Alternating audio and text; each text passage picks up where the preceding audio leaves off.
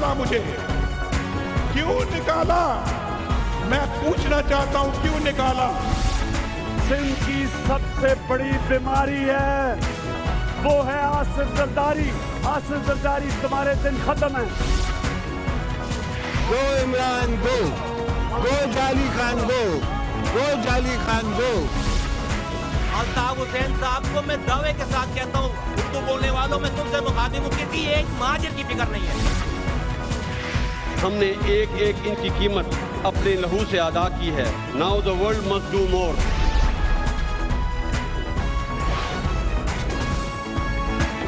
आप देख रहे हैं खबरों, तबसरों और तज्जियात पर मबनी पाकिस्तान का सबसे मोतबर news show India Kamran Khan के साथ। अस्सलाम वालेकुम, मैं हूँ कामरान खान। कल से इलेक्शन के हवाले से सबसे अहम डेवलपमेंट का पहला मरहला है कागजात नामजदगी। इलेक्शन कमीशन ऑफ पाकिस्तान के स्केड्यूल के मुताबिक दाखिल करना कल से शुरू होंगे और 6 जून तक जारी रहेंगे। इसी से मुंसलिक आज एक बहुत अहम डेवलपमेंट हुई जब लाहौर हाई कोर्ट ने इलेक्शन एक्ट 2017 के तहत कागजात नामजदगी फॉर्म में की जाने वाली तब्दीलियों को कलअदम करार दे दिया और इलेक्शन कमीशन को हुक्म दिया कि आइनी तकाज़ों के मुताबिक नए कागजात नामजदगी प्रिंट कराए जाएँ। ये बहुत अहम मरहला है और आपके इल्म में ये बात होनी चाहिए कि इलेक्शन एक्ट में तरमीम के ज़रिए पार्लियामेंट ने जहाँ दूसरी तरमीम की थी उसमें इलेक्शन के कागजात नामजदगी में बुनियादी और बहुत बड़ी बड़ी तब्दीलियाँ कर दी थी और वो कलीदी सवालात जो कि एक उम्मीदवार से पूछने होते हैं, जिसमें उसको मालूमात देनी होती थी, वो तमाम के तमाम हज़फ कर दिए थे। इसके ख़िलाफ़ हमारे मायनाज एंकर हबीब अकरम ने कागजात नामजदगी में इन तब्दीलियों के ख़िलाफ़ एक आइनी पटिशन दायर की थी, जिसे प्लीड किया हमारे लीगल एक्सपर्ट और हमारे एक और मायनाज लीगल अफेयर्स एनालिस्ट और पोलिटिकल एनालिस्ट बैरिस्टर साद रसूल ने। ये हमारे 2 कॉलीग्स इस मामले को लेकर पहुंचे लाहौर हाई कोर्ट ने, जहां पर उन्होंने ये बहुत स्ट्रांगली इस केस को प्लीड किया। ये पब्लिक इंटरेस्ट लिटिगेशन का एक बहुत ही इंपॉर्टेंट केस है जिस पर लाहौर हाई कोर्ट ने परसों अपना फैसला महफूज कर लिया था।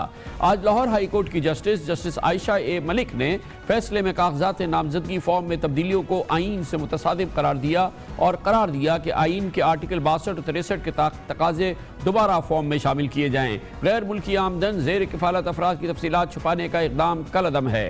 टैक्स डिफ़ॉल्ट, कर्ज नाहिंदगी, दोहरी शहरियत छुपाने का इक़दाम गैर आइनी है। मुकदमात, मुजरिमाना सरगर्मियाँ और थानों के रिकॉर्ड के कॉलम शामिल किए जाएँ। इलेक्शन एक्ट 2017 में कागजात नामजदगी के फॉर्म में जो तब्दीलियाँ की गई थी उनके बाद उम्मीदवारों को अपने मौजूदा असासे, दोहरी शहरियत, गैर मुल्की पासपोर्ट, एजुकेशनल डिग्रीज़ और इनकम टैक्स की तफसीलात बताने से छुटकारा मिल गया था। और आपको इल्म होना चाहिए कि तमाम सियासी जमातें इसमें शामिल थीं। पाकिस्तान पीपल्स पार्टी, पाकिस्तान मुस्लिम लीग नून, पाकिस्तान तहरीक इंसाफ, वो सब इसमें शामिल थे और मिल के उन्होंने कागजात नामजदगी का हुलिया बिगाड़ दिया था। इसी तरह से इस हुलिया बिगड़ने के बाद उम्मीदवारों को बीवी बच्चों के असासों और कर्ज़ों की तफसीलात, बैंक डिफ़ॉल्ट और थानों और अदालतों में मुकदमात और क्रिमिनल रिकॉर्ड की तफसीलात से भी बच गए थे और उन्होंने अपने आप को बचा लिया था। बहुत ही एक गैर पसंदीदा सूरत हाल थी जिसमें लाहौर हाई कोर्ट का ये बहुत अहम फैसला हुआ और हमें ये एजाज़ हासिल है कि इस फैसले में माविन साबित हुए हमारे 2 बहुत ही रिस्पेक्टेड कॉलीग्स जो कि दोनों हमारे साथ इस वक्त मौजूद हैं, जनाब हबीब अकरम हमारे एंकर पॉलिटिकल एनालिस्ट और जनाब barrister Saad Rasool. Welcome to the show. Habib Akram साहब, ताज़ा तरीन खबरें क्या हैं लाहौर हाई कोर्ट के फैसले के बाद? इलेक्शन कमीशन ऑफ पाकिस्तान जिस पर जिम्मेदारी आयद होती है वहाँ क्या हो रहा है इस हवाले से? खान साहब, आपका बहुत शुक्रिया जो आपने अल्फाज अदा किए। मैं इस काबिल नहीं हूँ लेकिन बहरहाल मैं आपका बहुत शुक्रिया अदा करता हूँ। खान साहब, जो इस फैसले के बाद मामला ये हुआ है कि इलेक्शन कमीशन ने अपना हंगामी इजलास तलब किया और हंगामी इजलास तलब करते हुए जब किया गया तो वहाँ पर इलेक्शन कमीशन ने अपने कुछ मज़ीद जो फॉर्म्स हैं उनके ऊपर ये तो कहा कि हम आइंदा फॉर्म्स नए बना देंगे, लेकिन साथ ये बात भी रिकॉर्ड पे आ गई जो पहले खबरों तक थी कि इलेक्शन कमीशन ने बाकायदा जब ये कानून बन रहा था तो पार्लिमानी कमेटी जो जाहिद हामिद साहब साबिक वज़ीर कानून की सरबराही में काम कर रही थी उसे एक ख़त लिखा था और ख़त लिख के बताया था कि दस्तूर के मुताबिक इस तरह के फॉर्म्स बनाना या गोशवारे बनाना ये इलेक्शन कमीशन का काम है, पार्लियामेंट इस काम में दखल अंदाजी ना करे। लेकिन वो ख़त नज़रअंदाज कर दिया गया और इलेक्शन कमीशन के इख्तियारात पर कदगन लगाई गई दस्तूरी तरमीम के ज़रिए नहीं, बल्कि एक सादा कानून के ज़रिए जो वैसे ही मुमकिन नहीं है। इसके साथ साथ जब ये फॉर्म्स बन रहे थे और जब ये कानून बन रहा था तो उस वक्त सेनेटर्स, मैं कम से कम 3 ऐसे सेनेटर्स और 4 कौमी असम्बली के मेंबर्स के नाम बता सकता हूं जो स्पेशलिस्ट कमेटी का हिस्सा नहीं थे, लेकिन इस कमेटी के पास गए और उन्होंने कहा कि आप जो भी तरमीम कर रहे हैं गोशवारों में या नामजदगी फॉर्म्स में वो हमें दिखाएं। और उन्होंने कहा कि कमेटी ने कहा कि हम आपको दिखाएंगे। लेकिन खान साहब, दिलचस्प बात यह है कि कानून पास होने तक किसी भी मेंबर पार्लियामेंट को इसकी हवा नहीं लगने दी गई कि आखिर वो कौन सी तरमीम है जिसके नतीजे जो आगे चल के आइंदा इलेक्शन एक्ट 2017 का हिस्सा बन जाएगी। और उसी में वो तरमीम भी थी, गालिबन उसी में वो तरमीम भी थी जिसके बाद इतना बड़ा पाकिस्तान में धरना हुआ और आज तक वो मसला हल नहीं हुआ और ख़ुद जाहिद हामिद साहब को अपनी वजारत छोड़ना पड़ी। लेकिन खैर, अब जब ये मामला अदालत में हम लेके गए तो अदालत में खान साहब बहुत सारे हम पे जो इल्ज़ाम लगे, ख़ासतौर पर पर्सनली मुझ पे भी और साद पे भी, वो ये था कि शायद हम इलेक्शन डिले कराने की कोशिश कर रहे हैं। इसमें एक और बहुत इंपॉर्टेंट बात है, इसमें बैरिस्टर साद रसूल साहब आप ये बताइएगा कि सब कुछ बहुत ज़बरदस्त है और ये सब कुछ कितनी ज़रूरी चीज़ है जो कि आज ये लाहौर हाई कोर्ट ने फैसला दिया, मगर इसकी डेट जब ये फैसला आया है 1 जून है, कल से नॉमिनेशन पेपर्स फाइल होने शुरू होने वाले हैं, कितना कसूर इसमें आप लोगों का है? सबसे पहली बात यह है कि खान साहब, मैं इसमें जो सबसे ज़्यादा क्रेडिट इसमें देना चाहिए हबीब साहब की मेहरबानी है कि उन्होंने इसमें वो पिटिशनर बने, मैंने इसमें मावनत की, वकालत की, लेकिन इसमें क्रेडिट अदालत को जाता है क्योंकि एक बड़ा स्ट्रॉन्ग फैसला है हाई कोर्ट के लिए, तो ख़ास तौर पे बड़ा स्ट्रॉन्ग फैसला है। और हमारी खुशकिस्मती थी कि हमें ये मौका मिला कि हम जस्टिस आयशा मलिक साहिबा के सामने हमने केस आर्ग्यू किया जिनके की कानून और आइन के ऊपर ख़ास तौर पर जो कॉन्स्टिट्यूशनल इशूज़ हैं उन पर बहुत ज़्यादा दस्तरस है। इसी को मैं थोड़ा सा आगे बढ़ाते हुए आपके सवाल का जवाब दूं कि ये पिटिशन दिसंबर 2017 में फाइल हुई थी। ये आज कल परसों की पिटिशन नहीं, ये अभी नहीं कि जब ये एक्ट हुआ था अक्टूबर के अंदर, बिल्कुल अक्टूबर में कानून आया, अक्टूबर 2 को 2017, 2 अक्टूबर 2017 को ये कानून आया, दिसंबर में ये पिटिशन दायर हो गई थी। लाहौर हाई कोर्ट ने नोटिस किया, उसके बाद इलेक्शन कमीशन ने अपना जवाब दाखिल किया, हमने अपने दलाइल दिए। आप यकीन माने कि दिसंबर 2017 से लेके परसों सुबह तक वफाकी हुकूमत ने ना अपना जवाब दाखिल किया ना अपने दलाइल दिए। अदालत day to day, justice Ayesha Malik साहिबा पिछले 2 हफ्ते से कोशिश कर रही थी कि ये डे टू डे केस चले। उन्होंने एक दिन की तारीख दी और वफाकी हुकूमत आके कोशिश करती थी कि इसको डिले कर लें जी, 3 दिन और आगे ले जाएं, अगले हफ्ते पे ले जाएं। परसों सुबह तक उन्होंने अपना जवाब फाइल नहीं किया था और उनका दिल ये भी, और यहां पे भी जस्टिस आयशा मलिक साहिबा की इंसिस्टेंस के ऊपर ये जवाब फाइल किया गया। अभी भी वफाकी हुकूमत का स्टांस ये था जी कि हमें थोड़ा सा मजीद मौका दिया जाए, हम इसका जवाब फाइल करेंगे। और सिर्फ इस वजह से कि जैसे जैसे, क्योंकि जवाब तो आइन और कानून के अंदर इस चीज का क्या जवाब होगा कि आप टैक्स के गोशवारे नहीं जमा करवाना चाहते, क्रिमिनल रिकॉर्ड नहीं देना चाहते, अपनी डिफॉल्ट्स नहीं बयान करना चाहते, दोहरी शरीयत नहीं बयान करना चाहते। जवाब तो था कोई नहीं, तो वो इलेक्शन के स्केड्यूल को इन्फ्लुएंस करने के लिए इसको डिले कर रहे थे। उसमें तकरीबन कामयाब हो गए और अदालत की मेहरबानी है कि उन्होंने फोर्स किया वफाकी हुकूमत को कि आप जवाब दें क्योंकि हम इलेक्शन के स्केड्यूल को डिस्टर्ब नहीं होने देंगे और हम ये फैसला जल्दी करना। अच्छा, और इसमें देखें, ये हमारे नाजरीन को, तमाम पाकिस्तानियों को पता होना चाहिए कि ये लोग जो हमारा वोट मांग रहे हैं, हमसे वोट मांग रहे हैं, हमें रिप्रेजेंट करने के लिए कह रहे हैं, उन्होंने कानून बनाया, खामोशी से कानून बना दिया, कागजात नामजदगी बदल दिए। उन्होंने कहा हमसे नहीं पूछो कि हमारे एसेट्स क्या है, हमसे नहीं पूछो कि हमारे पास दोहरी शहरियत है, हमसे नहीं पूछो कि हमारे पास दूसरा कोई पासपोर्ट है, हमसे नहीं पूछो कि हमारे पास डिग्री क्या है, हमसे नहीं पूछो कि हम इनकम टैक्स कितना देते हैं, हमसे नहीं पूछो कि हमारे पास हमारे जो बोरोइंग्स हैं बैंक की वो क्या है, हमारे पास कर्जे कितने, हमसे नहीं पूछो कि हमारे बीवी बच्चे क्या करते हैं, उनके असासों की तफसीलात क्या, हमसे ये भी ना पूछो कि हमारे पे कोई क्रिमिनल केस भी है या नहीं है। इस सब को तमाम सियासी जमातों ने मिलकर इन तमाम सवालों को हज़फ करा दिया और आज जब अब लाहौर हाई कोर्ट का ये फैसला आ गया है। लेकिन हबीब अकरम साहब ये बताइएगा, कितने 4-5 हज़ार फॉर्म दोबारा छापने, इसमें कितना वक्त लग सकता है? आज के दौर में ये तो घंटे 2 घंटे का भी काम नहीं है। क्या कुछ हुई है इलेक्शन कमीशन से इस सिलसिले में बात?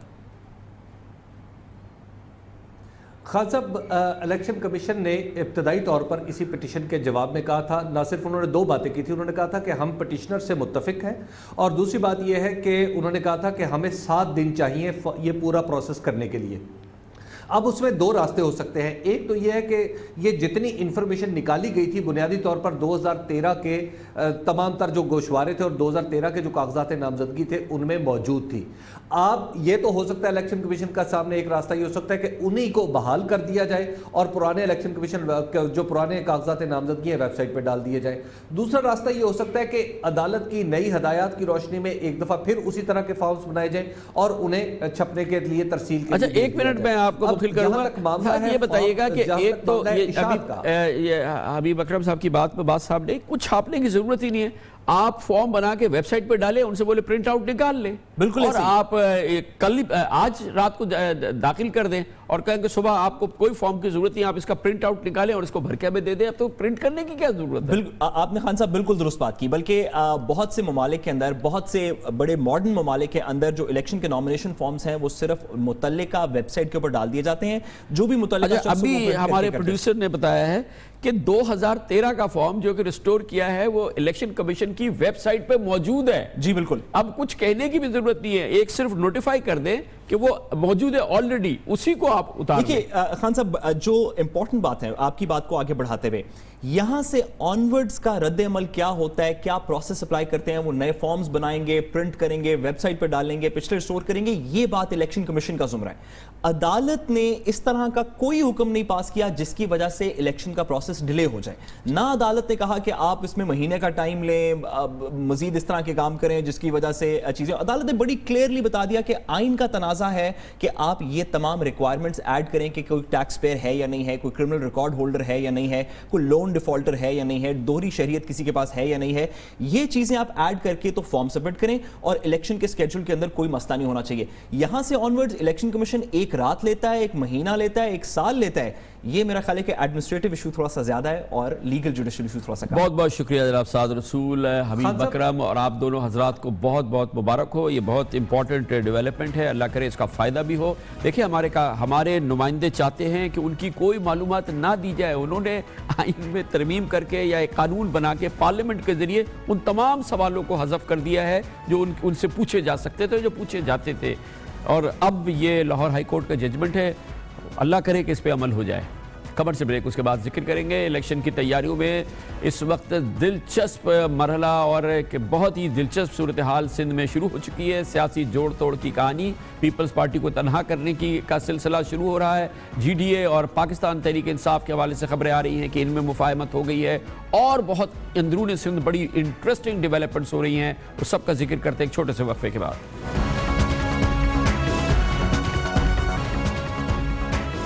इलेक्शन का मौसम भरपूर अंदाज में शुरू हो चुका है और सियासी जोड़ तोड़ अब अपने आखिरी मराहिल में है।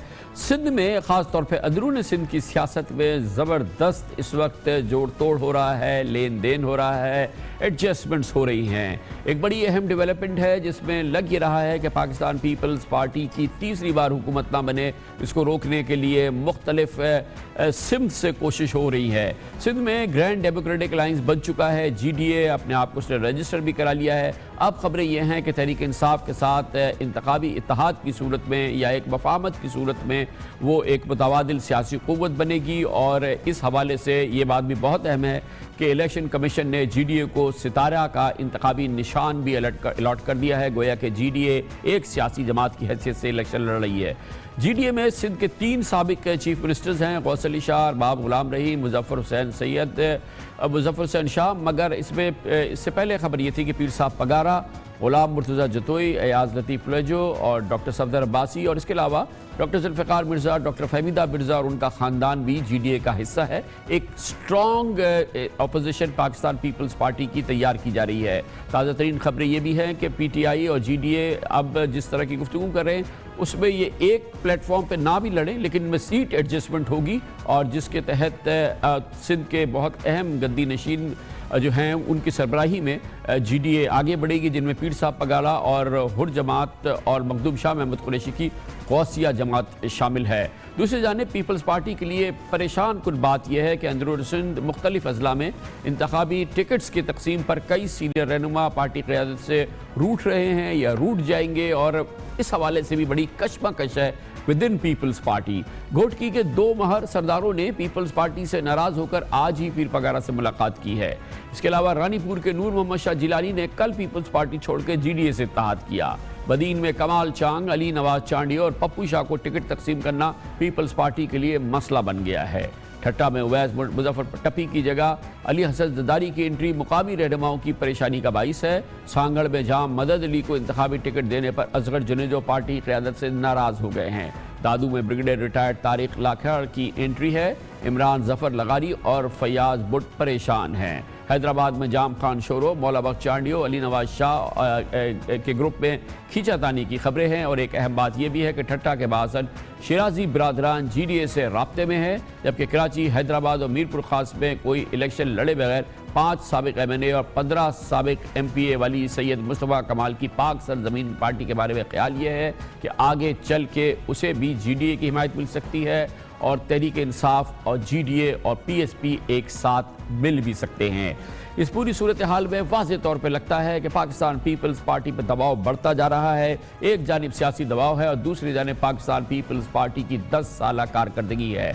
अंदरून सिंध हो या सिंध के शहर हो, पाकिस्तान पीपल्स पार्टी की 10 साला कारकर्दगी इसी सूरत में भी काफ़ी नहीं है उसे इलेक्शन जिताने के लिए। अंदरून सिंध हालात सबके इल्म में है। हम इस प्रोग्राम के ज़रिए आपको दर्जनों बार दिखा चुके हैं सिंध के बड़े शहर और बड़े शहरों का, और ख़ास तौर पे कराची का जो हाल है वो पूरी दुनिया से कहीं छुपा हुआ नहीं है। 10 साल में पाकिस्तान पीपल्स पार्टी ने पाकिस्तान के सबसे बड़े शहर के साथ जो किया है वो भी दुनिया से कुछ छुपा हुआ नहीं है। लेकिन अब इलेक्शन का माहौल है और इसमें क्या नतीजा निकल सकता है और ये जो डेवलपमेंट्स हो रही है ये क्या किस तरफ आगे बढ़ रही हैं, इन सब का जायज़ा लेंगे। और इसके लिए हमने सिंध के उमूर के, पाकिस्तान के सियासी उमूर के सीनियर सहाफ़ी BBC से तवील अरसे तक वाबस्ता रहे जनाब एजाज़ महर हमारे साथ मौजूद हैं, जो हमें घोटकी से ज्वाइन कर रहे हैं। बहुत बहुत शुक्रिया महर साहब।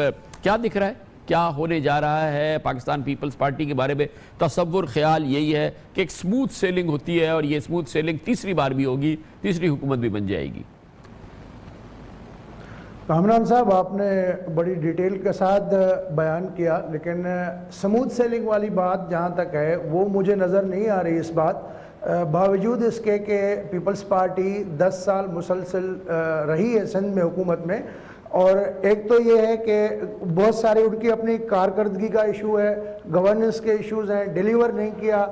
और जो इस इलेक्शन में पीपल्स पार्टी के लिए टफ सिचुएशन है उसमें मुझे नज़र आ रहा है कि एक तो उसके जो तमाम मुखालफिन हैं वो एक जगह मुत्तहद होते हुए नज़र आ रहे हैं, सफारा हो रहे हैं, और दूसरी जानिब पीपल्स पार्टी के अंदर जो लोग हैं उनके अंदर जो है वो हाउस एंड आर्डर नज़र नहीं आ रहा है। बहुत सारे इख्तलाफात हैं।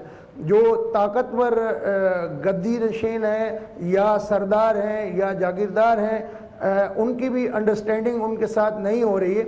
आपने घोटकी की बात की थी, तो महर फैमिली है, उसमें अगर सरदार अली गौर खान महर जो है अभी तक वाज़ेह नहीं है।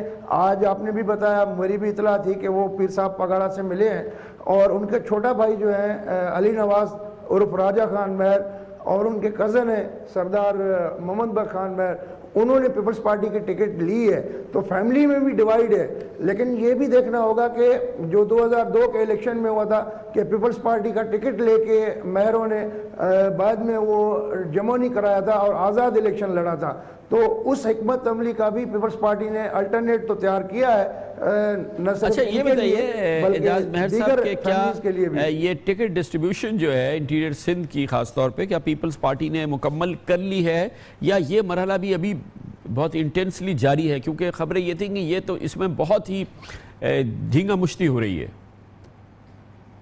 बिल्कुल है, अभी कोई भी चीज़ हतमी नहीं है। इन्होंने इंटरव्यूज़ कर लिए हैं उम्मीदवारों के, लेकिन अभी कुछ जगह पे तो उन्होंने मामला क्लियर किए हैं। जैसे आपने बताया कि दादू में भी इशू है, वो ब्रिगेडियर साहब आए हैं, तारिक लाखिर साहब, उसका क्या बनेगा, पुराने लोग हैं उनका क्या होगा। मीरपुर खास में अली नवाज शाह साहब हैं, वो नाराज़ बैठे हैं और उनकी अपनी बहुत बड़ी हैसियत है, वो गए भी नहीं थे।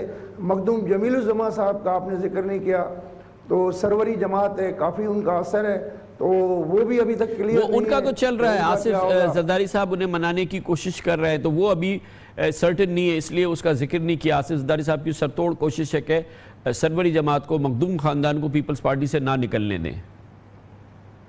डेफिनेटली, लेकिन बात यह है कि अभी तक जो है आपने बड़े मखदूम साहब के साथ या मखदूम जमीलुज़्ज़मा साहब के साथ जो है क्या किया, एक झंडे वाली गाड़ी दे दी, अख्तियारात तो कोई भी नहीं थे। तो वो जो उनका एक्सपीरियंस रहा है पीपल्स पार्टी में, जो उनके साथ बड़े हैं पीपल्स पार्टी वाले, उनका रवैया उनके साथ अच्छा तो नहीं रहा, तो वो अपने मुस्तकबिल का फैसला जो है वो इतना आसानी से मेरे ख्याल में शायद न माने उनके लिए। तो यही तो आपको क्या लग रहा है कि 2018 का इलेक्शन तर निवाला नहीं होगा पीपल्स पार्टी के लिए अंदरूनी सिंध? ये आसानी से जीतने वाला काम नजर नहीं आता।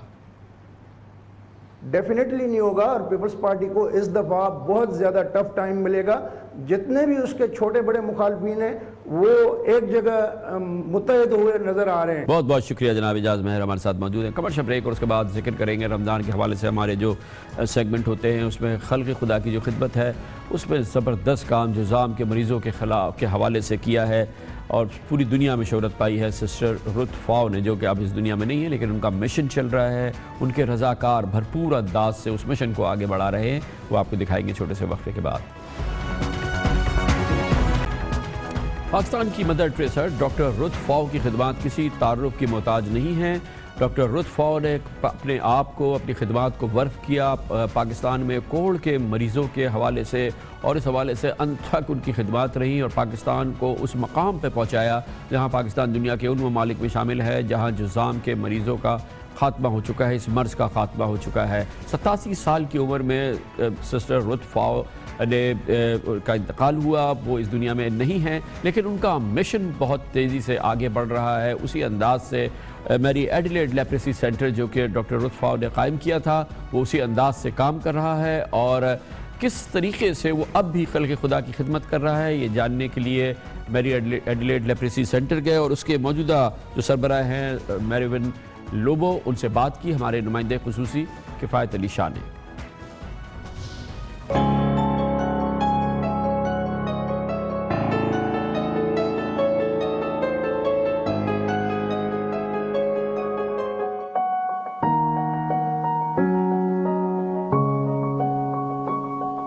उनकी एक क्रेडिबिलिटी थी, ये प्रोग्राम था, वो कहते हैं ना कि उनका जो ये पूरा leprosy programme is synonymous with doctor Ruth Pfau. उनका एक नाम था, आप देखें इतनी क्वालिफाइड थी, सही ना, डॉक्टर थी, एमडी थी, वो मरीज़ों की पट्टियाँ करती थी। आजकल के दौर में बहुत कम ऐसे लोग मिलेंगे जो डॉक्टर होंगे इस लेवल के, वो कहेंगे कि मैं मरीज़ों की पट्टियाँ क्यों करें, कोई भी पैरामेडिक कर लेगा, कोई दूसरा कर लेगा, वो खुद करती थी। फिर उन्होंने देखा ऐसे ऐसे कि सोर्स कहाँ से आ रहा है, पूरे पाकिस्तान से आ रहे थे। फिर ऐसे ऐसे खुद ट्रैवल करने लगी, गाड़ी खुद चलाती थी, उन दिनों में पहाड़ों में गई। डॉक्टर फाओ ने कभी एजाज़ात के लिए काम नहीं किया। मुझे अच्छी तरह याद है जब मैं यहाँ शुरू किया तो यहाँ एक मशहूर था कि यहाँ पेशेंट्स भी, जब भी डॉक्टर फाओ को कोई मेडल मिलता था, कोई गोल्ड मेडल मिलता था, तो वो सबसे पहले आके पूछती थी असली है या नकली है। फिर वो क्या करती, वो गोल्ड के मेडल को तोड़वा के पेशेंट की बच्चों की शादियाँ कराती थी।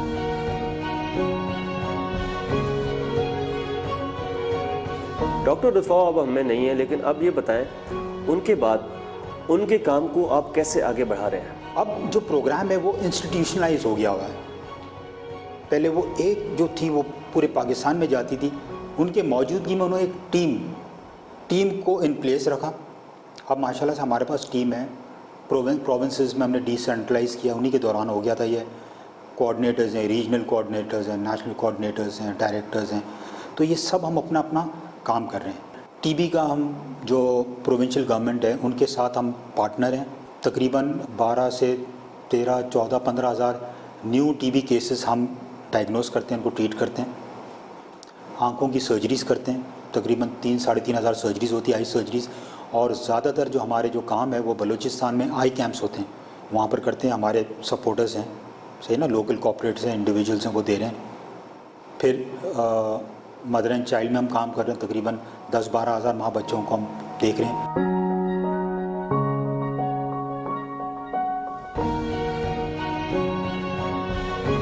लोग इतने जानते ही नहीं MALC को। यही सवाल मैंने जब मैं शुरू किया था MALC, तो मैंने डॉक्टर फाउ से पूछा था कि हमें कुछ प्रोजेक्शन करनी चाहिए अपने प्रोग्राम के। इसी कमरे में बैठा था तकरीबन 20 साल पहले। तो डॉक्टर फाउ ने मुझे कहा कि हम बात नहीं करते, हम काम करते हैं। मगर फिर उसके तकरीबन 10-12 सालों बाद उन्होंने कहा कि कुछ बात कर लेनी चाहिए थी, इसलिए कि अगर मुझे मालूम होता था कि प्रोग्राम के लिए बातें भी इतनी ज़रूरी हैं कि लोगों तक पहुँचे कि हम क्या काम कर रहे हैं। और हमारा काम जो मेन जो काम है वो बड़े शहरों में नहीं है, हमारा काम वहाँ पर है कि जहाँ पर कोई दूसरे नहीं पहुँच सकते हैं। हम उन्हें मिस करते हैं, हमेशा हम कहते हैं कि उनकी जो फिज़िकल प्रेजेंस है हम मिस करते हैं, जो उनकी स्पिरिचुअल जो है वो हमेशा हमारे साथ रहेंगे।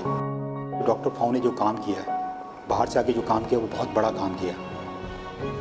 और ये हर पाकिस्तानी का ये फ़र्ज़ बनता है कि उनकी मेहनत रायगा नहीं जानी चाहिए। तो हमें सब मिल के, अब डॉक्टर फाउ नहीं है तो हमें सब मिल के इनका जो काम था उनको आगे बढ़ाना चाहिए।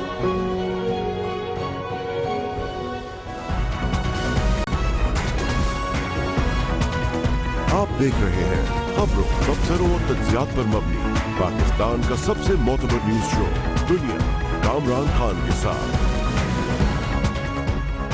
साबिक चीफ जस्टिस ऑफ पाकिस्तान जनाब जस्टिस रिटायर्ड नासरुल मुल्क ने आज पाकिस्तान के वज़ीर आज़म के लिए हल्फ उठाया। अबूरी मुद्दत के लिए जनाब जस्टिस रिटायर्ड नासरुल मुल्क तकरीबन 55 दिन तक पाकिस्तान के वज़ीर आज़म रहेंगे। अपना हल्फ उठाने के साथ ही जनाब जस्टिस रिटायर्ड नासरुल मुल्क का पहला अहद ये था कि इलेक्शन वक्त पे होंगे, और ये बात आज उन्होंने बहुत ज़ोर दे के कही उस पुरवकार तकरीब के फ़ौरन बाद, जहाँ पर उन्हें गार्ड ऑफ ऑनर दिया गया और उन्होंने अपने ओहदे का हल्फ उठाया।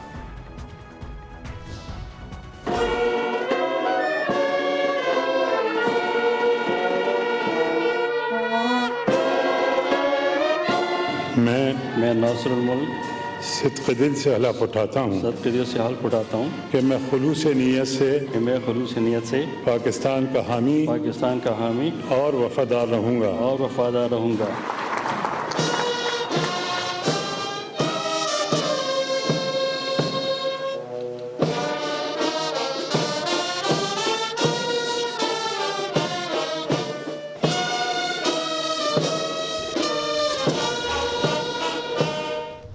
ऐवान सदर में हलबरदारी के बाद निगरां वज़ीर आज़म जनाब नासरुल मुल्क ने मीडिया से गुफ्तगू में कहा कि मेरे अल्फाज याद रखें, इलेक्शन वक्त पर होंगे, जिस काम के लिए आए हैं पूरी जिम्मेदारी से पूरा करेंगे, इलेक्शन बर वक्त होंगे और शफाफ होंगे। निगरां वज़ीर आज़म का कहना था कि बर वक्त और शफाफ इलेक्शन के इनेकाद के लिए इलेक्शन कमीशन की हर मुमकिन मदद की जाएगी। ये बहुत अहम और बहुत हौसला अफजा बयान था, पहला अहद निगरां वज़ीर आज़म जनाब नासरुल मुल्क की जानिब। दूसरी तरफ लाहौर में इलेक्शन कमीशन के ज़ाब्ता इखलाक पर अमल दरामद केस की समाअत के दौरान आज एक बार फिर चीफ जस्टिस ऑफ पाकिस्तान जनाब जस्टिस साकिब निसार ने इस अज़म का इजहार किया कि किसी को गलत फहमी नहीं होनी चाहिए, इंतखाबात 25 जुलाई को ही होंगे, इलेक्शन में ताख़ीर नहीं होने देंगे। ये बहुत अहम अज़्म नौ था जो आज चीफ जस्टिस ऑफ पाकिस्तान की जानिब से सामने आया। आइन है जी, शुक्र अल्हम्दुलिल्लाह, और आइन में सब कुछ लिखा हुआ है। आइन से हट के मेरे होते हुए as a chief justice of Pakistan एक ट्रस्ट है जो आपने और कानून ने और आइन ने और people of Pakistan has interested to me. मैं इस ट्रस्ट को ब्रीच नहीं करूँगा। That's the only answer. आप अगर जानते हैं कि आइन में गुंजाइश नहीं है इलेक्शन को पोस्टपोन करने की, तो इलेक्शन में बिल्कुल गुंजाइश नहीं होगी। अगर उसमें गुंजाइश है आइन में तो गुंजाइश हो जाएगी। मुझे फिल वक्त यही नज़र आ रहा है, जितना आइन मैंने पढ़ा, थोड़ा पढ़ा, कि उसमें गुंजाइश बिल्कुल नहीं। यह आपके इल्म में है कि कल इलेक्शन कमीशन ऑफ पाकिस्तान पहले ही आइंदा इलेक्शन के शेड्यूल का ऐलान कर चुका है, जिसके तहत आम इंतखाबात 25 जुलाई को होंगे और कागजात नामजदगी का सिलसिला कल से जमा कराने का सिलसिला कल से शुरू हो जाएगा। गोया के इलेक्शन के लिए गाड़ी स्टेशन से निकल चुकी है।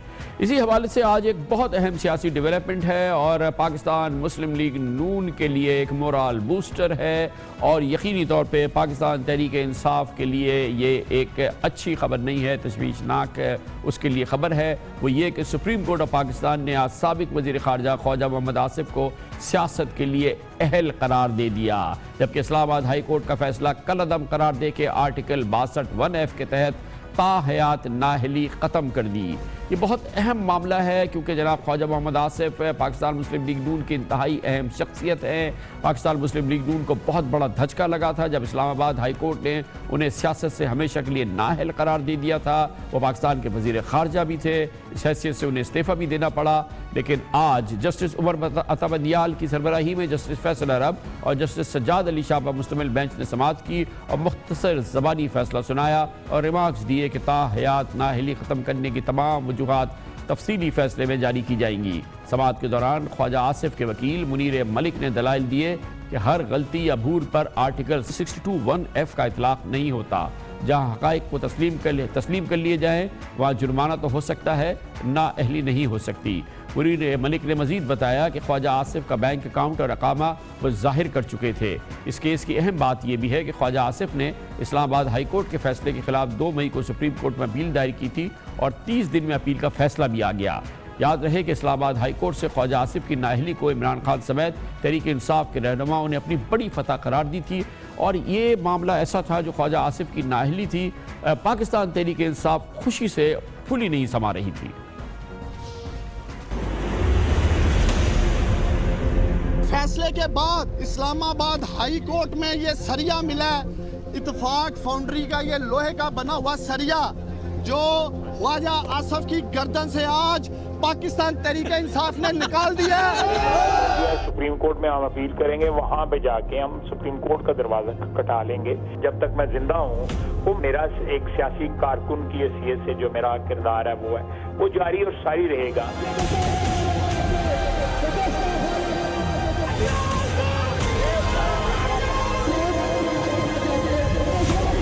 यहाँ एक मेंबर ने बैठ के मुझे कहा था कि कोई शर्म हो, कोई हया हो, और आज मैं देख रहा हूं कि वो मेंबर यहाँ नहीं है।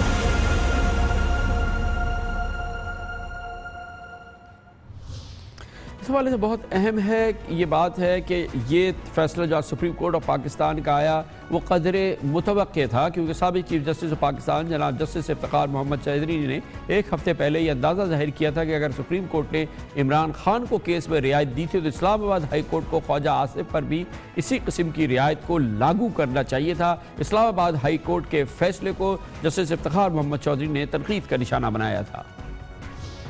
इमरान खान की जजमेंट में जो बेनिफिट्स आपने दिए थे वो तो फिर ये जो हमारा हाई कोर्ट का बेंच था 3 मेंबर का, उनको चाहिए था कि फिर इसको भी दे देते। आपने उस जजमेंट को तो ऑल टुगेदर डिस्कस ही नहीं किया, उसको तो इग्नोर कर दिया और उस जजमेंट को देखा भी नहीं। और उसके बावजूद हालांकि सुप्रीम कोर्ट की जजमेंट वहाँ पर बाइंडिंग थी, अगर वहाँ पर कंसेशंस मिल सकती हैं, वहाँ पर जो है ना वो इसमें इतना ही थोड़ा सा उन्होंने शो किया है, वो क्या कहते हैं कंसेशन, तो उस सूरत में सच इन लाइक दैट की रिव्यूएबल था। लेकिन कम से कम जजमेंट है, इसको अप्लाई कर देते इनके केस पे। और यहाँ पर एम्प्लॉयमेंट भी नहीं है। आप कॉन्ट्रैक्ट आप देखें ना, कॉन्ट्रैक्ट में आप इनको कंसल्टेंसी ये देते थे और बाकी वहाँ पर जो भी कुछ नाम या कुछ लिख देते हैं वो वहाँ पर वीज़ा लेने के लिए उसको वो लोग कहते हैं वर्क परमिट, लेकिन उसकी वजह से कोई डिस्क्वालीफाई नहीं होता है। वो जो इकामा है उसमें जो उनका नेशनल बैंक का अकाउंट था वो डिस्क्लोज हुआ है। इसमें बताएं इनको क्या चाहिए था। बेस्ट तरीका ये था कि सबसे पहले तो इनको ये देखना चाहिए था कि ये तो ऑलरेडी ये जो है ना शट एंड क्लोज केस है, तो डिसाइडेड केस है, अब हम इसको ना ही खोले तो बेहतर है। अब अगर उन्होंने खोलना भी था तो फिर इनको चाहिए था कि इलेक्शन कमीशन के पास भिजवा देते। यकीनन जनाब ख्वाजा आसिफ की ताहयात नाअहली ख़त्म होने के बाद मुस्लिम लीग नून खुशी से अब सरशार नज़र आती है और यकीनी तौर पे PTI के लिए ये अफसरदगी का सामान है जो कि वाज़ेह तौर पे नज़र भी आ रहा है। मगर आज के इस फैसले के बाद एक और बहुत दिलचस्प बहस शुरू हो गई है और मवाजना शुरू हो गया है कि क्या ख्वाजा आसिफ के फैसले को अदालती नज़ीर बनाकर साबिक वज़ीर आज़म जनाब नवाज शरीफ और तहरीक इंसाफ के रहनुमा जहांगीर खान तरीन की ताहयात नाअहली के हवाले से क्या वो ख़त्म हो सकती है या नहीं, क्योंकि इन दोनों ने भी कागजात नामजदगी में असासे ज़ाहिर ना करने को गैर इरादी अमल कहा था। ये नाअहली ख़त्म हो ना हो, लेकिन अब उस फैसले के लिहाज से बहस ज़रूर शुरू हो गई है। जो पनामा केस का फैसला जिसमें कि जनाब नवाज शरीफ ताहयात नाअहल हो गए थे। पनामा केस में 28 जुलाई के फैसले में जनाब नवाज शरीफ पर कोई करप्शन तो साबित नहीं हुई थी, मगर उन्होंने कागजात नामजदगी में अपनी तनख्वाह को बतौर असासा जाहिर नहीं किया था, अकामा जाहिर नहीं किया था। इस पर उनको सज़ा दी गई थी। इसी तरह पिछले साल 15 दिसंबर को PTI के जहांगीर खान तरीन की ताहयात नाअहली भी इस बुनियाद पर हुई थी कि उन्होंने बरतानिया में अपने हाइट हाउस का 2015 में कागजात नामजदगी में जिक्र नहीं किया था। हालांकि तरीन साहब ने अपनी डिक्लेयर्ड आमदनी और बैंक अकाउंट के जरिए रकम बैरून मुल्क भेजी थी। बहरहाल आज के फैसले ने एक नई बहस को जन्म दिया है और वो ताहयात नाअहली के केसेस जो कि पिछले महीनों में आए 3 प्रोमिनेंट केसेस, जनाब नवाज शरीफ, जनाब जहांगीर खान तरीन और जनाब ख्वाजा मोहम्मद आसिफ, और उनमें से आज एक केस जो है वो ओवरटर्न हो गया है क्योंकि वो इस्लामाबाद हाई कोर्ट की जानिब से आया था और जिसमें कि जनाब ख्वाजा आसिफ ताहयात नाअहली से अब सियासत के लिए अहल हो चुके हैं। इस दिलचस्प मौजू में बात करते हैं पाकिस्तान के 2 नामवर माहिरीन कानून और आइन। हमने एक बार फिर दावत दी है। हमारे साथ मौजूद हैं बैरिस्टर डॉक्टर फ़ारूक नसीम साहब और बैरिस्टर जनाब सलमान अकरम राजा हमारे साथ मौजूद हैं। सलमान अकरम राजा साहब, फरमाइएगा कि आपको कोई मुमासलत नज़र आती है आज जनाब ख्वाजा आसिफ का फैसला जिन बुनियादों पर हुआ और दो सियासत से नाअहलियाँ हो चुकी हैं जहांगीर खान तरीन और जनाब नवाज शरीफ की, इस हवाले से ये जो बहस शुरू हुई है, आपको लगता है कि इसमें वजह है इस बहस की? देखिए, बहस तो हमेशा खुशाइंद होती है। किसी भी मुल्क का जो आइनी निज़ाम है वो अदालतों के फ़ैसलों की रोशनी में आगे बढ़ता है और हम लोग यकीनन फ़ैसलों को एक दूसरे के मुकाबिल रख के देखने की कोशिश करते हैं और उनमें कोई उसूल जो है, जो एक वाज़ेह उसूल हमें नज़र आए, उसके मुताबिक आइंदा लोगों को मशवरा भी देते हैं और मुकदमे भी अदालतों में लड़ते हैं। आज के फ़ैसले से जो बात बज़ाहिर सामने आई है, अभी फ़ैसला जारी नहीं हुआ, जब जारी होगा तो उसकी जुज़ियात देखेंगे। जो बात बज़ाहिर सामने नज़र आ रही है वो ये है कि अदालत ने एक सतह पर यह कहा है कि चूँकि ख्वाजा आसिफ साहब ने अपनी आमदन का इजहार कर दिया था और आमदन उनको वसूल हो गई थी, इसलिए ये आमदन उनका असासा नहीं थी। देखिए, याद रहे मियाँ नवाज शरीफ के केस में ये कहा गया था कि चूँकि आमदन उनको वसूल नहीं हुई थी, वो एक एक्रूड उनका एक एसेट था, यानी कि उनका एक हक था जिसको वो हासिल करने के मजाज थे, और चूँकि एक हक अभी उनको हासिल नहीं हुआ था इसलिए उसको ब्लैक्स लॉ डिक्शनरी के एक डेफिनेशन के तहत कहा गया कि ये एसेट के ज़ुमरे में आता है और इसको असासे के तौर पे नॉमिनेशन पेपर में ज़ाहिर करना चाहिए था। यहाँ बात बरक्स थी कि पैसा वसूल हो गया, तनख्वाह वसूल हो गई और सवाल सिर्फ ये था कि क्या उसको इनकम टैक्स के गोशवारे में ज़ाहिर किया गया कि नहीं, और अदालत ने यह बात मान ली कि वसूल शुदा जो तनख्वाह है वो असासा नहीं है। अब ये जब जुज़ियात सामने आएंगी फैसले की तो हम देखेंगे कि इनकम टैक्स के गोशवारे की क्या सूरत हाल थी जी। और हमारे यहाँ मुरवजा कानून पहले यही रहा है फ़ारूक नसीम साहब, देखिए, इनकम टैक्स के जो मामलात हैं उनको आमतौर पे छोड़ दिया जाता है जो इनकम टैक्स की अदालतें हैं उनके लिए। अच्छा, फ़ारूक नसीम साहब, आप फरमाइएगा कहाँ कहाँ मुमासलत है और कहाँ ख्वाजा आसिफ साहब का केस मुख्तलिफ है? इतना मुख्तलिफ था जैसे कि कल जस्टिस इफ्तिखार चौधरी साहब ने कहा था कि ये केस तो हर सूरत में सुप्रीम कोर्ट जो है वो फैसला ख़त्म कर देगी और वो इस्लामाबाद हाई कोर्ट का फैसला नहीं रहेगा बाकी। कहाँ कहाँ मुमासलत इन 3 अहम तरीन केसों में नवाज शरीफ साहब, जहांगीर खान तरीन और ख्वाजा आसिफ की, और कहाँ पे फ़र्क आया जिसकी वजह से ख्वाजा आसिफ साहब की काया पलट गई? जी कामरान साहब, और चौथा फैसला इमरान खान का है। 3 आपने कहे और चौथा इमरान खान का है। तो ये 4 फैसले जो हैं बड़े रेलेवेंट हैं और उन 4 की एनालिसिस करनी भी बड़ी रेलेवेंट है एकेडमिक पॉइंट ऑफ व्यू से। और जैसे आपने ख़ुद ये फरमाया कि एक एवोल्यूशनरी प्रोसेस से इन जजमेंट्स के तहत ये जो एरिया ऑफ लॉ है डिस्क्वालिफिकेशन का, पार्लियामेंटेरियंस के डिक्लेरेशन ऑफ एसेट्स का और साथ साथ इकामा वगैरह, ये तमाम इस वक्त ये प्रोसेस जो है चल रहा है और अदालतें जो हैं सुप्रीम कोर्ट हैं और हाई कोर्ट भी हैं जो इसके उसूल हैं उनको तय कर रही हैं।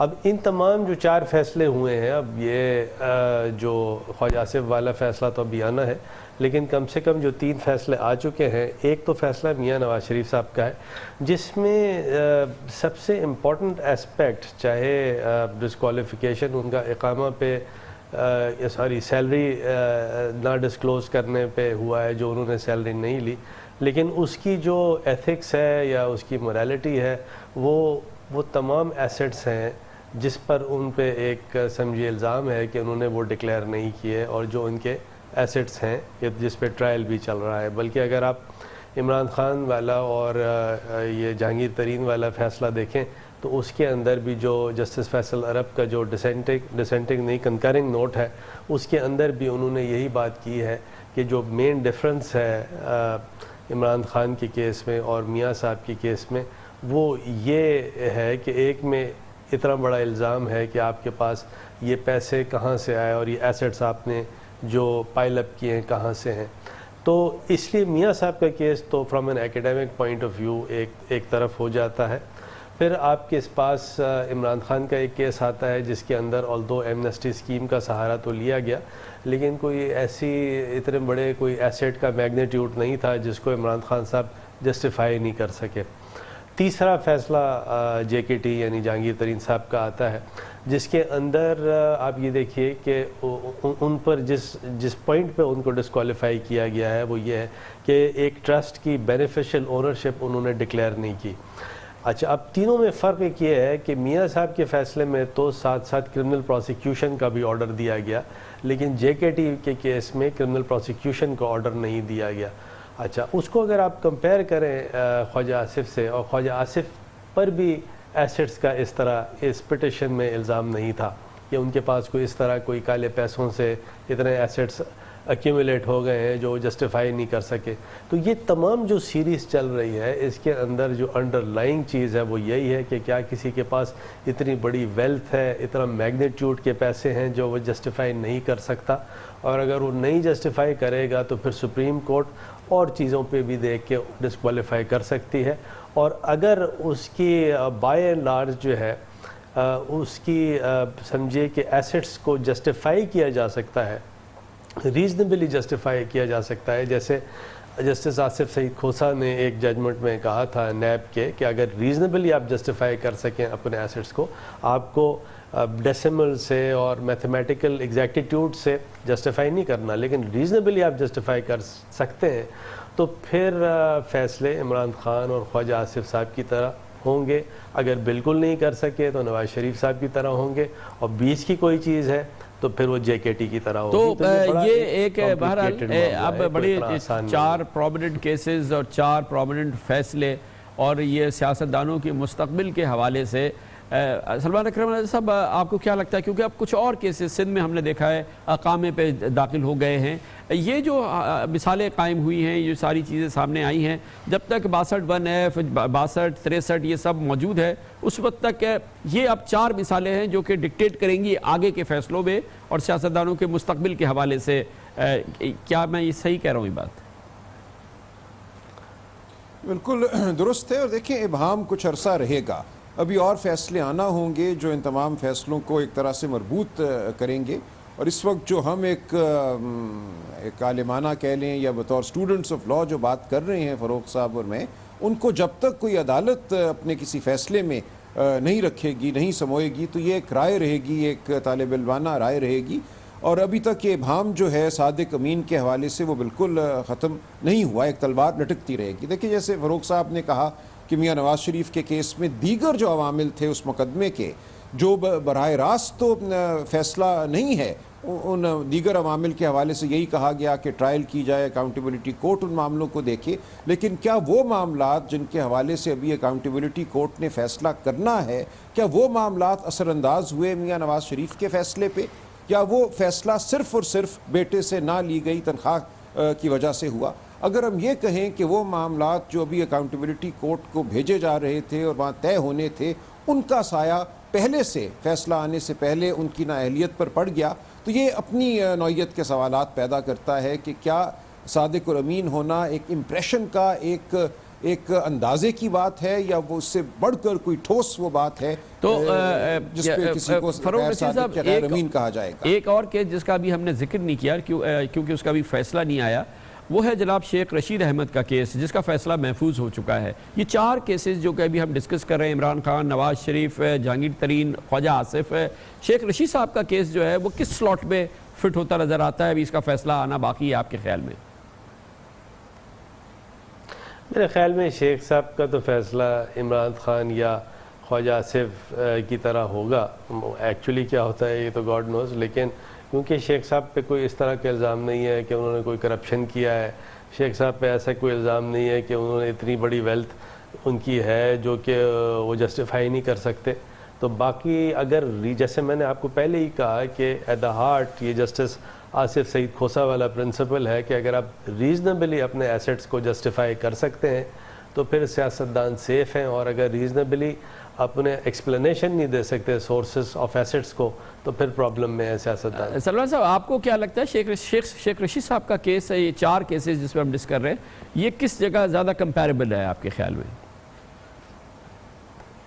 देखिए, फिर उनके तमाम जो वाक़यात हैं हमारे सामने नहीं है, इसलिए कुछ कहना कबल वक्त होगा, लेकिन जो बुनियादी उसूल मियां नवाज़ शरीफ के फ़ैसले में आया वो ये था, खा छोटी एक रकम हो। देखिए, उनका जो मामला जो ऑपरेटिव पार्ट है उनके फ़ैसले का, फ़रूख साहब हवाला देते हैं दीगर वसाइल का या दीगर असासों का जिनके हवाले से मुकदमा अकाउंटेबिलिटी कोर्ट में चल रहे। मेरी राय में वो तमाम मामलात जो हैं असरअंदाज नहीं हो सकते थे उनकी अहलियत या ना अहलियत के मामले पर।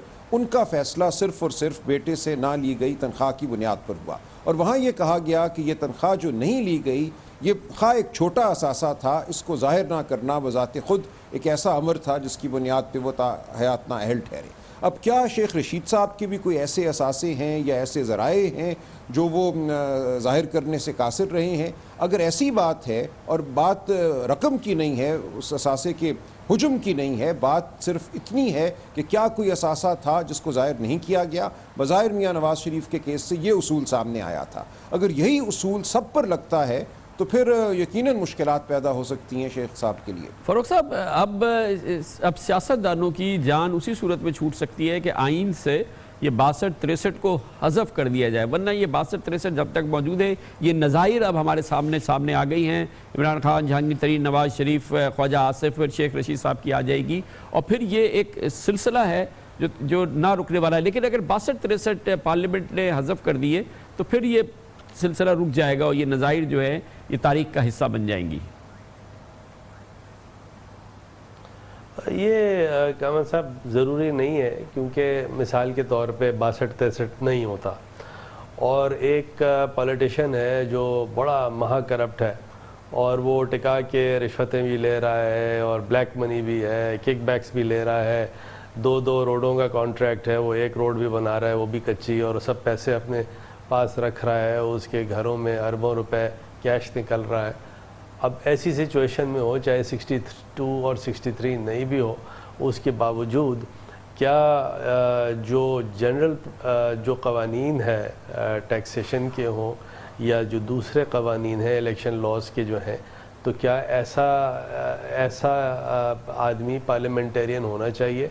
क्या 62 और 63 पूरा आप रिपील करने की बात कर रहे हैं या सिर्फ 62(1)(f) के रिपील करने की बात कर रहे हैं?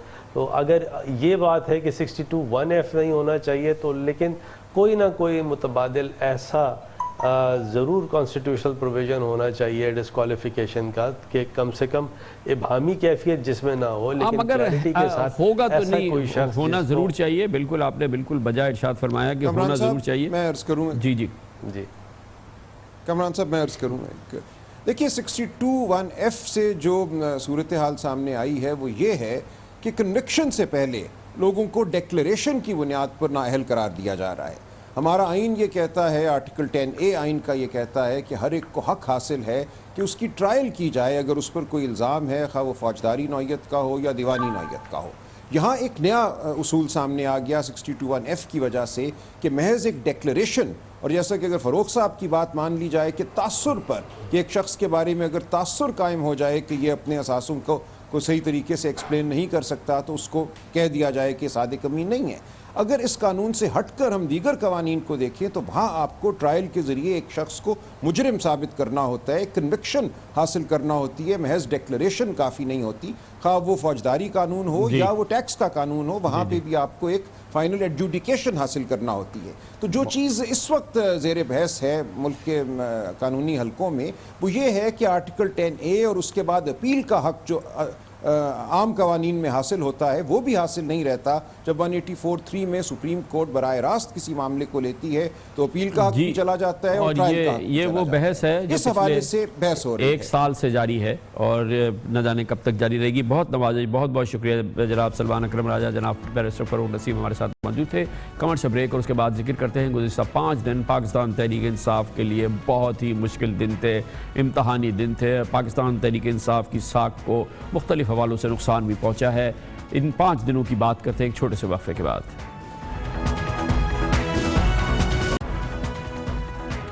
इलेक्शन शेड्यूल का बाकायदा ऐलान हो चुका है, उबूरी हुकूमत आ चुकी है, इलेक्शन का मैच शुरू हो चुका है, लेकिन इब्तदाई दिन आज का दिन और अब से पहले 5 रोज़ पाकिस्तान तहरीक इंसाफ के लिए जो बड़ी मजबूत जमात है आइंदा इलेक्शन के हवाले से और आइंदा इलेक्शन के जीतने के जो ऑप्शंस हैं उसमें पाकिस्तान तहरीक इंसाफ यकीनन बहुत इंपॉर्टेंट जमात है। उसके लिए हौसला शिकन रोज़ ये 5 रोज़ रहे हैं। इस दौरान जो डेवलपमेंट्स हुई हैं एक के बाद एक डेवलपमेंट ऐसी थी जो पाकिस्तान तहरीक इंसाफ के इमेज के हवाले से उसको उसने मुतासिर किया है, वहाँ पर होने वाली फैसला साजी के हवाले से सवालात खड़े किए हैं और इस पूरे माहौल ने एक कन्फ्यूजन को जन्म दिया है जो किसी सूरत में भी पाकिस्तान तहरीक इंसाफ के लिए मावन साबित नहीं हो सकता।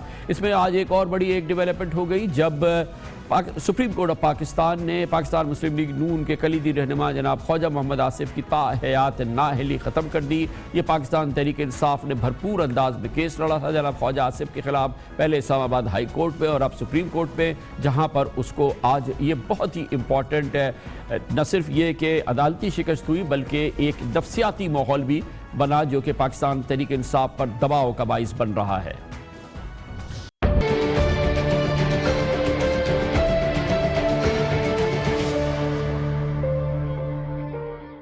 जैसे कि भी आपने देखा इस तमाम कन्फ्यूजन की और फैसला साजी के जो मसाइल खड़े हुए हैं इसकी इब्तदा हुई जब निगरां वज़ीर आला खैबर पख्तूनख्वा के लिए मंजूर आफरीदी के नाम पर इत्तफाक हो गया। पूरे पाकिस्तान के अखबारों में ये खबरें शहसुर्खी से शाया हो गई, मगर अगले दिन ही PTI ने दस्तबरदारी से का इजहार कर दिया और मंजूर आफरीदी को कहा कि वो उनके कैंडिडेट अब नहीं हैं। निगरां वज़ीर आला पंजाब के लिए जनाब नासिर साहब खोसा की नामजदगी का ऐलान बाकायदा PTI ने PMLN ने कर दिया। जनाब महमूद रशीद ने शहबाज शरीफ के साथ मिलकर इसका ऐलान किया और जनाब नासिर खोसा जो कि PTI के कैंडिडेट थे उनको इसका बाकायदा ऐलान किया गया कि वो उबूरी वज़ीर आला पंजाब होंगे, लेकिन 2 दिन बाद ये फैसला भी PTI ने तब्दील कर दिया। इस हवाले से बात बहुत अहम है कि जनाब नासिर खोसा ने इस फैसले के बाद वज़ीर आला बनने से इनकार कर दिया और ये एक बड़े कन्फ्यूजन थी जो कि उस वक्त पैदा हो गई। इसी तरह से फिर उसके बाद PTI ने जनाब नासिर खान दुरानी का नाम तजवीज़ कर दिया। थोड़ी देर बाद ही जनाब नासिर खान दुरानी ने कहा कि उन्होंने न सिर्फ इससे माजरत करी बल्कि उन्होंने इस बात का भी इंकशाफ किया कि उनको वज़ीर आला तो नामजद कर दिया गया मगर उनसे इस सिलसिले में पूछा तक नहीं गया। इसके बाद ये कन्फ्यूजन मजीद जारी है। गुज़िश्ता रोज़ नामजद किए गए प्रोफेसर हसन अस्करी का नाम सामने आया, उसके बाद जो इसी हवाले से फिर और नाम जो आने शुरू हुए हैं उससे एक मज़ीद कन्फ्यूजन जो है वो अभी चल ही रहा था कि अचानक सोशल मीडिया पे खबरें शाया हुई कि मुमताज़ फिल्म एक्टर शबनम से के केस में गैंग रेप केस के सज़ा याफ्ता मुजरिम फ़ारूक बंदियाल बाकायदा इमरान खान साहब के साथ खड़े हैं, हाथ मिला रहे हैं, तहरीक इंसाफ का झंडा जो है वो अपने कपड़ों पे पहने हुए हैं और उनकी शमूलियत PTI में यकीनी तौर पे इसने सोशल मीडिया पे एक तूफ़ान खड़ा कर दिया, जिसके बाद फौरी तौर पे PTI ने उनको इस पार्टी से निकाल दिया। आज अपोजिशन लीडर जनाब जो कि PTI से हैं जनाब महमूद रशीद ने care taker chief minister Punjab के लिए 4 नाम गिनवाए, मगर तर्जुमान PTI जनाब फवाद चौधरी ने 3 नामों की ट्वीट की और एक अजीब सी कन्फ्यूजन आज पैदा हो गई। प्रोफेसर हसन अस्करी समेत दीगर नामों में अयाज अमीर, याकूब इज़हार, ओरिया मकबूल जान शामिल हैं। महमूद रशीद ने ओरिया मकबूल जान का नाम दिया, फवाद चौधरी ने ओरिया मकबूल की नामजदगी से इनकार कर दिया और ये सब आज टेलीविज़न स्क्रीन पे मुसलसल होता रहा। उन्होंने अगर दिया है, लेकिन मैंने बराह रास्त चेयरमैन से इजाजत लेके और यह मकबूल जान का नाम दिया था, उसमें आप ऐड कर लें। ये मेरा प्रव्यू है। फवाद चौधरी साहब ने अगर ट्वीट किया है तो आप उनसे सवाल पूछें। मेरे से जो आपने सवाल पूछा मैंने उसका जवाब दे दिया।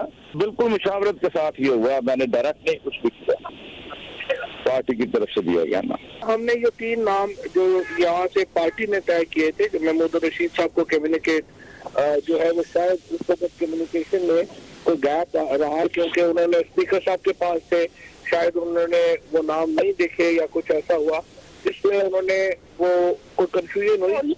जान साहब के नाम का भी जो था वो जिक्र रहा और उन्होंने और या मकबूल साहब का नाम जो है वो भी दिया, लेकिन जो प्राइमरी नाम जो तय हुए, एक जो 4 रुकनी कमेटी चेयरमैन साहब ने कोर ग्रुप में बनाई थी, उन्होंने जो नाम फाइनल अप्रूव किए थे ये जी। शायद जनाब महमूद रशीद को याद ना हो या पीटीआई पूरी तरह से ना याद हो, लेकिन हमने पूरी फहरिस्त हमारे पास मौजूद है। तहरीक इंसाफ निगरां वज़ीर आला पंजाब के लिए अब तक 11 उम्मीदवारों के नामों का ऐलान कर चुकी है। मियां महमूद रशीद साहब कहते हैं कि उनकी अपनी मर्जी नहीं होती, पार्टी क़यादत से मिलने वालों का नाम वो ऐलान कर देते हैं, जो नाम उनको दिया जाता है वो इसका ऐलान कर देते हैं। ये बात वो मुसलसल पिछले 3 रोज़ से कह रहे हैं।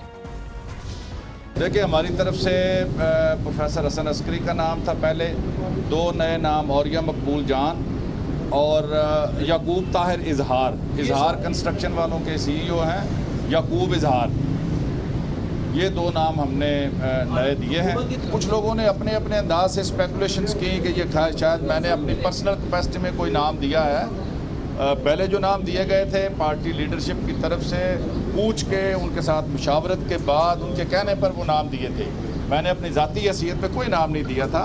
तो बाकी पार्टियों के अंदर हर जगह लाइकिंग डिसलाइकिंग होती है। कुछ लोगों ने अगर इस पर इतना बात का बतंगड़ बनाया तो मुझे उनसे कोई गिला नहीं। पाकिस्तान तहरीक इंसाफ में फैसला साजी में कम अज़ कम इस मामले पर इस वक्त इबाम भी मौजूद है, कन्फ्यूजन भी मौजूद है, जिससे कि इसके इमेज पे यकीनी तौर पे असर पड़ता है। और पाकिस्तान का एक इंटेलेक्चुअल्स, ओपिनियन मेकर्स, हमने कल टेलीविज़न पे भी आपको दिखाया, across the board print media, social media और इलेक्ट्रॉनिक मीडिया में इस हवाले से पाकिस्तान तहरीक इंसाफ पर शदीद तनकीद हो रही है। पाकिस्तान तहरीक इंसाफ का मौक़िफ़ हासिल करते हैं और इसके लिए हमने दावत दी है। पाकिस्तान तहरीक इंसाफ के बानी अरकान में से एक हैं, सिंध में पाकिस्तान तहरीक इंसाफ के सरबराह हैं, जनाब इमरान खान के बहुत ही करीबी मोतमिद रहते हैं, जनाब डॉक्टर आरिफ अलवी हमारे साथ मौजूद हैं। बहुत बहुत शुक्रिया डॉक्टर साहब। क्या हो रहा है ये पिछले 5-6 दिनों में? आप खुद देख रहे हैं कि ये एक अजीब सी कन्फ्यूजन की सूरत हाल हो गई है। केयर टेकर CM पंजाब के हवाले से, केयर टेकर CM KPK के हवाले से और कई दूसरे मामलात हैं। आप एग्री करेंगे कि कहीं ना कहीं कन्फ्यूजन है ऊपर? मैं समझता ये हूँ कि आपने बिल्कुल सही फरमाया। कन्फ्यूजन से ज़्यादा इस बात का है कि ये चीज़ें हम इस जैसे पंजाब का मामला था, वो तो पब्लिक ओपिनियन इतना उनके ख़िलाफ़ हो गया और आया कि उसकी वजह से हमें वो मामला चेंज करना पड़ा। और मैं समझता हूँ कि मुनासिब वक्त पर लोगों का ओपिनियन लेकर पार्टी ने पोजीशन बदली। तो मैं इस बात से इत्तेफाक करता हूँ कि लोग कहेंगे कि अपना होमवर्क कर लेते, मगर ये भी मैं मुनासिब समझता हूँ कि पार्टी ने इसके ऊपर एक ज़बरदस्त स्टैंड नहीं लिया कि जी हम कर चुके हैं अब हम इसको बदलेंगे नहीं। तो मैं लेकिन वो अच्छे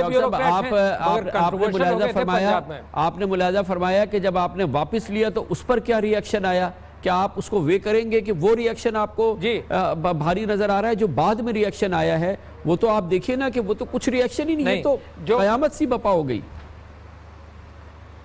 नहीं, देखिए मैं फिर भी वज़न इस बात को देता हूं कि लोगों के ओपिनियन के ऊपर हमने रिस्पॉन्ड किया और अपने मामले को तब्दील किया कि नॉन कंट्रोवर्शियल आदमी आए। उसके ऊपर लोग पार्टी के ऊपर ये एतराज़ करते रहते हैं कि तुमने वापस ले लिया, तुमने यू टर्न कर लिया। वो हमारे लिए इतनी अहम बात नहीं है जितनी बात ये अहम है कि जो केयरटेकर चीफ मिनिस्टर हो नॉन कंट्रोवर्शियल हो, फ्री एंड फेयर इलेक्शन हो।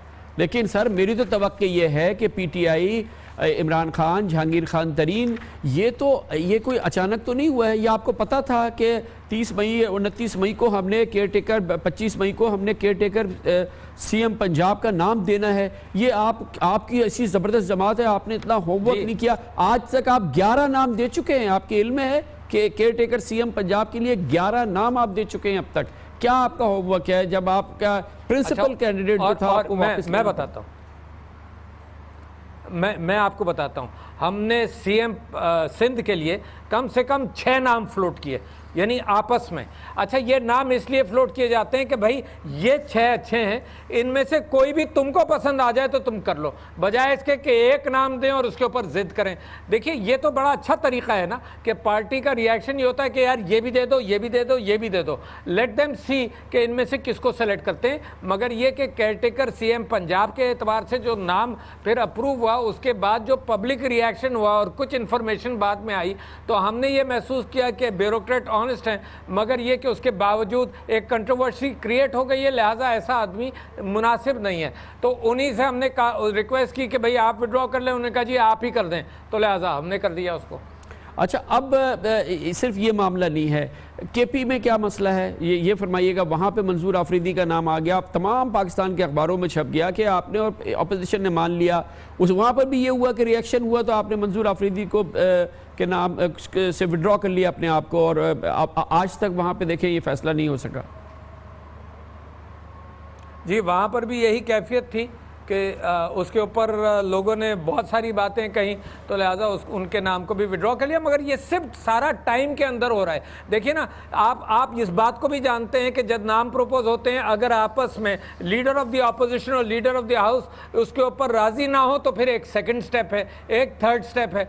जब तक ये मौका है और टाइम है, तो सेकंड स्टेप और थर्ड स्टेप से पहले इसकी करेक्शन का इम्कान रहता है, वो करेक्शन ऑफ। लेकिन मगर आपसे फिर भी मैं इत्तेफाक करता हूँ कि ये करेक्शन की नौबत नहीं आनी चाहिए थी। और डॉक्टर साहब ये फरमाइएगा कि जब जाहिर है कि हम देख रहे हैं कि पीटीआई में लोग धड़ाधड़ शामिल हो रहे हैं, मगर कोई तो आपके सिस्टम होगा कि जहां पर कौन आ रहा है, इसके क्रेडेंशियल्स क्या हैं, किसको खान साहब से मिलाना है, किसने उसके साथ खड़े होकर तस्वीर खिंचानी है। ये फारूक बांदियाल साहब का जो कल केस हुआ है, कितनी एम्बैरेसिंग बात है कि ये शख्स किस किस्म के केसेस में इन्वॉल्व रहा है। वो तरीके साहब का मफलर और झंडा पहने खड़ा है, खान साहब उससे हंस के हाथ मिला रहे हैं और वो तस्वीरें जारी कर रहा है। तो फिर ये जाहिर होता है कि आपके यहाँ मरकज में कंफ्यूजन है। जी, मैं समझता हूं कि मैं इस बात से इत्तेफाक करता हूं कि किसी हद तक ये चीज़ें मैं हैंडल बेहतर होनी चाहिए थी, मैनेज बेहतर होनी चाहिए थी।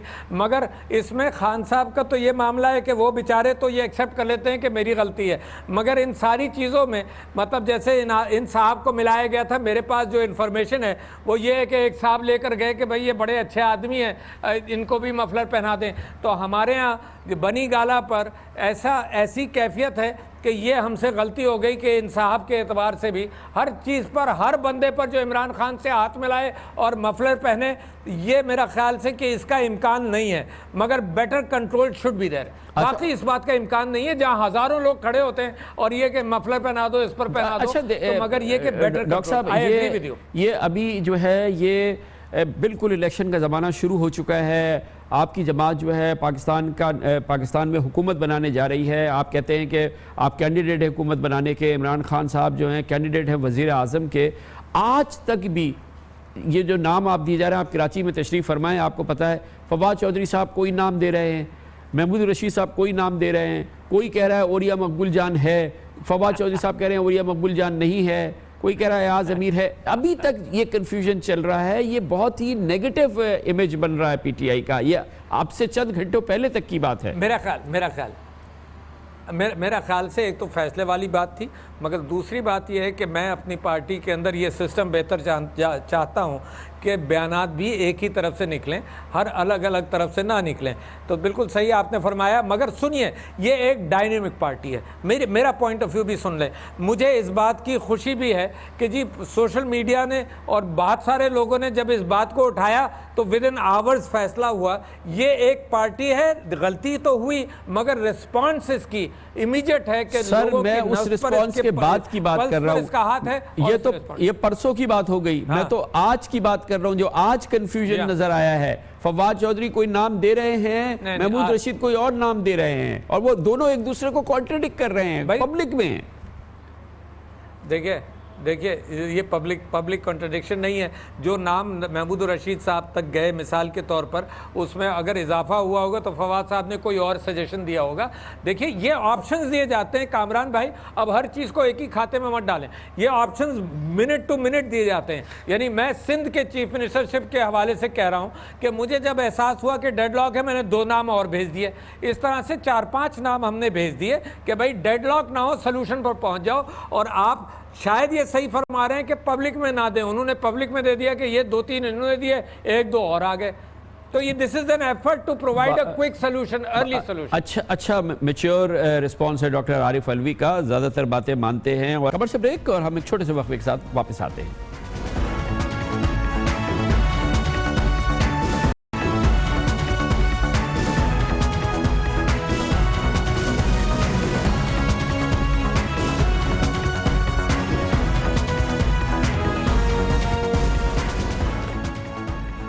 प्रोग्राम में हमने ऊपर जिक्र किया जस्टिस रिटायर्ड नासिर मुल्क ने पाकिस्तान के वज़ीर आज़म की हैसियत से हल्फ उठा लिया है। अबूरी मुद्दत के लिए वज़ीर आज़म है, 55 रोज़ उन्होंने हुकूमत चलानी है। मगर ये पाकिस्तान की तारीख़ के लिए बहुत अहम 55 रोज़ हैं, क्योंकि इन 55 रोज़ में उन्होंने इस बात को यकीनी बनाना है कि पाकिस्तान में 25 जुलाई को साफ़ और शफाफ इलेक्शन हो, और उसके लिए उन्हें एक टीम की ज़रूरत है।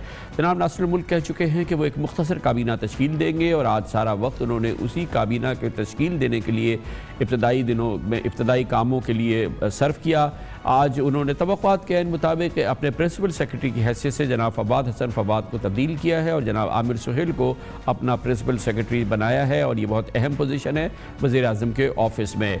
इस हवाले से इत्तलात ये है कि वो अपनी काबीना को बनाने के लिए जनाब नासिरुल मुल्क के पास जो नाम सामने आए हैं, वो चाहते हैं कि वो बिला दाग नाम हो, इंटेग्रिटी वाले नाम हो, हर लिहाज से साफ़ सुथरे नाम हो। इसके लिए मुख्तलिफ़ इदारों से वो क्लियरेंसेस करा रहे हैं। ये नाम अभी क्या हैं और किस अंदाज से ये काबीना तश्कील दी जाएगी, ख़्याल यही है कि जैसे कि नासिरुल मुल्क साहब ने कहा कि मुख्तसर काबीना होगी, जिसमें यकीनी तौर पर इस वक्त पाकिस्तान पर जो दबाव है, ख़ास तौर पर पाकिस्तान के ख़जाने के हवाले से, मालियाती हवाले से, इसलिए एक मौसर वज़ीर ख़जाना की ज़रूरत होगी, क्योंकि इस हवाले से पाकिस्तान को रोज़ बरोज़ बहुत अहम फ़ैसले करने हैं। इसके अलावा जनाब नासिरुल मुल्क को, क्योंकि अब ये इलेक्शन का ज़माना है, लॉ एंड ऑर्डर को देखना है, एक वज़ीर दाखिला की भी ज़रूरत होगी। इसके साथ ही क्योंकि बहुत सारे आइनी और कानूनी मामलात हैं, ख़ुद जनाब नासिरुल मुल्क उनसे आगाह है, शायद एक मौसर वज़ीर कानून की भी ज़रूरत होगी, और ये तमाम हज़रात उन्हें महज 55 रोज़ के लिए चाहिए। इस सिलसिले में इस्लामाबाद में क्या हो रहा है ये हम जानते हैं। इस्लामाबाद जाएंगे जहाँ पर हमारे ब्यूरो चीफ जनाब इब्राहिम राजा मौजूद हैं। बहुत बहुत शुक्रिया राजा साहब। बताइएगा, कुछ खबरें हैं कि अब प्राइम मिनिस्टर तो आ गए, कि अब अगले स्टेप के तौर पर उन्होंने कैबिनेट तश्कील देनी है, कोई और कोर टीम बनानी है, क्या हो रहा है इस सिलसिले में? जी कामरान खान साहब, अमूमन जब निगरान वज़ीर आज़म आते हैं तो निगरान कैबिनेट के हवाले से उनकी 3 तरजीहात होती हैं। पहली तरजीह तो ये होती है कि वो कैबिनेट मुख्तसर हो, जिसका इज़हार आज उन्होंने साथियों से गैर रस्मी बातचीत में भी किया।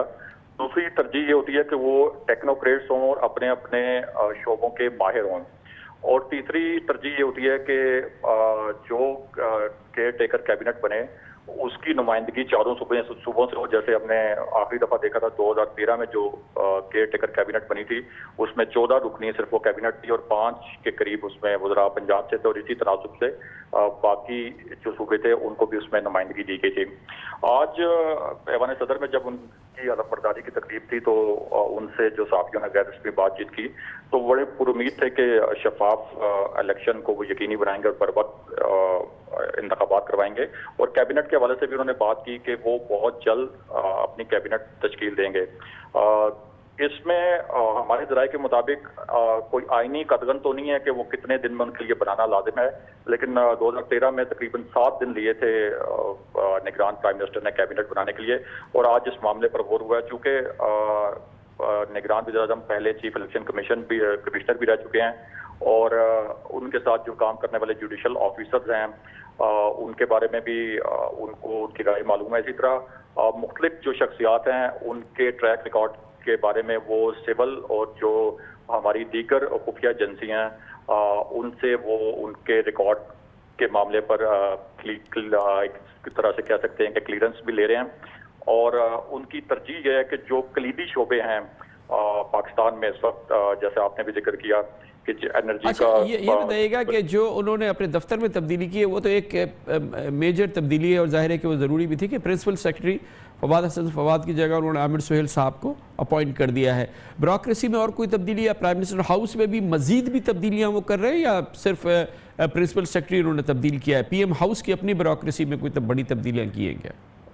जी कामरान खान साहब, ये फवाद हसन फवाद साहब की तब्दीली एक बहुत बड़ी तब्दीली है, लेकिन हमारे ज़राए के मुताबिक इसके लिए फवाद हसन फवाद ने खुद दरख्वास्त की थी कि उन्हें पीएम हाउस से ट्रांसफर किया जाए, क्योंकि वो अब पीएम हाउस में ज़्यादा कंफर्टेबल नहीं थे और चूंकि उनके बारे में एक तासुर है कि वो बहुत अरसे से पहले साबिक प्राइम मिनिस्टर नवाज शरीफ के साथ तैनात रहे, उसके बाद प्राइम मिनिस्टर शाहिद खान अब्बासी के साथ तैनात रहे, तो वो कोई ऐसा तासुर नहीं बनाना चाहते थे कि निगरान जो सेटअप आएगा उसमें वो इंतखाबात के हवाले से किसी भी हवाले से उस पर असरअंदाज हो सकते हैं। इसलिए हमारे ज़राए ने आज तस्दीक किया कि उनकी अपनी दरख्वास्त पर यह तबादला किया गया।